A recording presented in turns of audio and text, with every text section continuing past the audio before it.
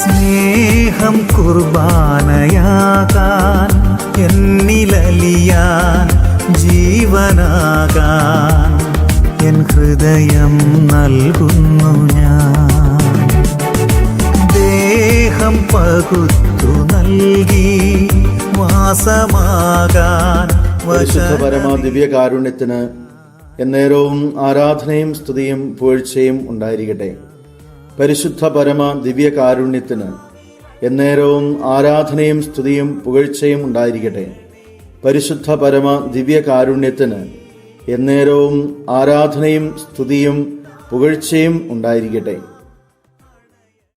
ദിവ്യകാരുണ്യ ഈശോയിൽ സ്നേഹമുള്ളവരെ, ദിവ്യകാരുണ്യ അഖണ്ഡ ആരാധനയുടെ ഈ ദിവസത്തിൽ നമ്മൾ ധ്യാനിക്കുന്നത് വിശുദ്ധ കുർബാന പരിശുദ്ധ പരമ തൃത്വ കാരുണ്യമാണ് എന്നതിനെ കുറിച്ചാണ്. കുടുംബമാണ്, കൂട്ടായ്മയാണ് നമ്മുടെ ദൈവം. അതാണ് ദൈവത്തിന്റെ തൃത്വിക രഹസ്യം. നമ്മുടെ ദൈവം ഏകമാണ് എന്ന് പറയുമ്പോഴും ആ ദൈവത്തിൽ 3 ആളുകളുണ്ട് എന്ന് നമ്മൾ വിശ്വസിക്കുകയാണ്. പരിശുദ്ധ പരമ തൃത്വ കാരുണ്യമാണ് അതുകൊണ്ട് ദിവ്യകാരുണ്യം. പരിശുദ്ധ പരമ തൃത്വത്തെ ദിവ്യകാരുണ്യത്തിൽ നമ്മൾ കാണുകയാണ്. പിതാവും പുത്രനും പരിശുദ്ധാത്മാവുമാകുന്ന തൃത്വിക ദൈവത്തിന്റെ സ്നേഹ സാന്നിധ്യമാണ് ഈ ദിവ്യകാരുണ്യത്തിൽ നമ്മൾ കാണേണ്ടത്. പ്രിയപ്പെട്ട സഹോദരങ്ങളെ, വിശുദ്ധ കുർബാന ഒരു കുടുംബത്തിന്റെ സ്നേഹത്തിലേക്ക് നമ്മളെ നയിക്കുകയാണ്. വചനം നമുക്ക് വായിക്കാം.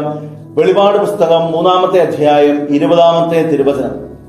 ഇതാ ഞാൻ വാതിൽക്കൽ മുട്ടി വിളിക്കുന്നു, ആരെങ്കിലും എന്റെ സ്വരം കേട്ട് ഒന്ന് വാതിൽ തുറന്നാൽ ഞാൻ അവന്റെ അടുത്തേക്ക് വരികയും ഞങ്ങൾ അവനോട് കൂടെ ഭക്ഷിക്കുകയും ചെയ്യും. പ്രിയമുള്ളവരെ, വരുന്നത് ഞാനാണ്, പക്ഷേ വസിക്കുന്നത് ഞങ്ങളാണ്, ഭക്ഷിക്കുന്നത് ഞങ്ങളാണ് എന്ന് പറഞ്ഞാൽ സ്വീകരിക്കുന്നത് ഒരുപക്ഷെ വിശുദ്ധ കുർബാനയാണ് എങ്കിലും വിശുദ്ധ കുർബാനയിൽ പരിശുദ്ധ പരമതൃത്വമുണ്ട് എന്ന കാര്യം തിരിച്ചറിയുക.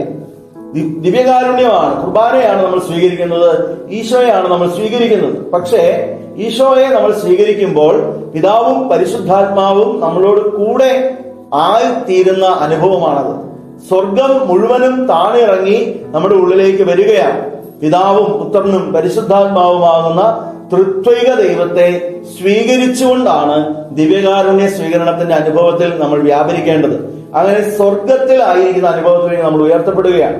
വിശുദ്ധ ഉത്തരേസ്യ എങ്ങനെയാണ് പറയുന്നത് കുർബാന സ്വീകരണത്തെ കുറിച്ച്? ആദ്യ കുർബാന സ്വീകരണത്തിൽ അവൾക്കുണ്ടായ അനുഭവം ഇങ്ങനെ എഴുതിയിരിക്കുകയാണ്: ത്രേസ്യ എന്ന ഒരു തുള്ളി ജലം മിശിഹാ എന്ന സാഗരത്തിൽ അലിഞ്ഞു ചേർന്ന നിമിഷങ്ങളാണ്. ഗലാത്യ ലേഖനത്തിൽ പൗലോസ് പറയുന്നത് പോലെ ഇനി ഞാനല്ല, ക്രിസ്തു എന്നിൽ ജീവിക്കുന്നു എന്ന് പറയുന്ന അനുഭവത്തിലേക്ക് ഉയർത്തപ്പെടുകയാണ് ദിവ്യകാരുണ്യ സ്വീകരണത്തിന്റെ സമയത്ത് ഓരോ വ്യക്തിയും. ഞാനെന്ന ഒരു തുള്ളി ജലം മിശിഹാ എന്ന സാഗരത്തിൽ അലിഞ്ഞു ചേർന്ന വിശുദ്ധ കൊച്ചുത്രേസ്യയുടെ അനുഭവം നമുക്ക് ഉണ്ടാകട്ടെ. ദിവ്യകാരുണ്യ സ്വീകരണം നമ്മളെ കുടുംബത്തിന്റെ സ്നേഹത്തിലേക്ക് കൂടുതൽ വളർത്തട്ടെ. പരിശുദ്ധ പരമ തൃത്വകാരുണ്യം കുടുംബ ജീവിതത്തിന്റെ മേഖലകളിൽ കൂടുതൽ സ്നേഹവും ഐക്യവും പ്രദാനം ചെയ്യട്ടെ എന്ന് നമുക്ക് പ്രാർത്ഥിക്കാം. ദൈവം നമ്മെ അനുഗ്രഹിക്കട്ടെ. നമ്മുടെ കർത്താവ് ഈശോ മിശിഹായുടെ കൃപയും പിതാവായ ദൈവത്തിന്റെ സ്നേഹവും പരിശുദ്ധാത്മാവിന്റെ സഹവാസവും നാം എല്ലാവരും കൂടെ ഉണ്ടായിരിക്കട്ടെ, ഇപ്പോഴും എപ്പോഴും എന്നേക്കും.